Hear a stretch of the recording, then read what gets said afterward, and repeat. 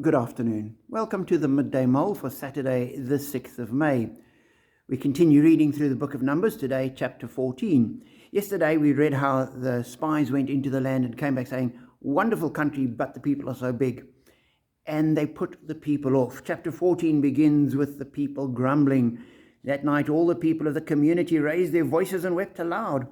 All the Israelites grumbled against Moses and Aaron, and the whole assembly said to them, "If only we died in Egypt or in the desert. Why are you bringing us to die here?" And they complain they're going to be killed and their wives and children are going to go into slavery and everything's going to go wrong. Maybe we must elect a leader and go back to Egypt, completely ignoring what God said.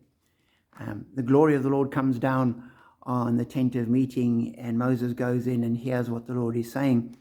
And essentially he says, every single one of them are going to die in the desert. None of them are going to go into the promised land other than Caleb and Joshua, who were two of the spies who came back with a very positive report on the land. And when the Israelites hear this, they behave like people. They do completely the wrong thing. We're told Moses comes out and reports this to them, and we're told when Moses reported this all to them, they mourned bitterly. Early the next morning they went up toward the high hill country. "We have sinned," they said. "We will go up to the place the Lord promised." And Moses responds and says, "Why are you disobeying the Lord's command? This will not succeed." So having heard what Moses said, they suddenly say, "Oh, we should have trusted God."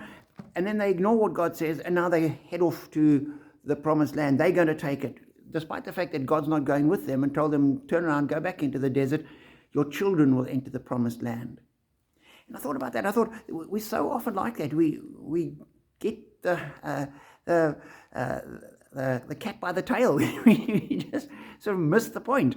And sometimes God will say to us one thing today, and in 2 years' time, it's no longer applicable.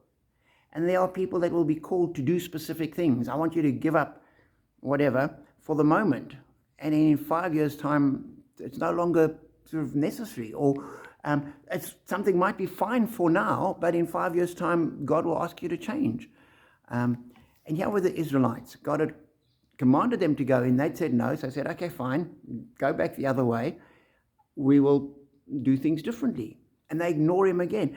And it came to me, we just really need to be listening to God, to be walking with God, to be walking in obedience to him when he calls us to discern his voice and to do what he says. If we're trying to do things on our own, we're bound to fail.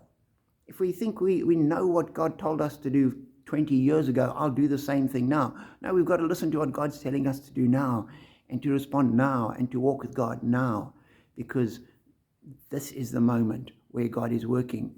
It might be the same as what he did 25 years ago, but it might be quite different. So be encouraged to keep listening to God, to keep waiting on him, to keep walking with him, because in that way we are in his plan and we are blessed.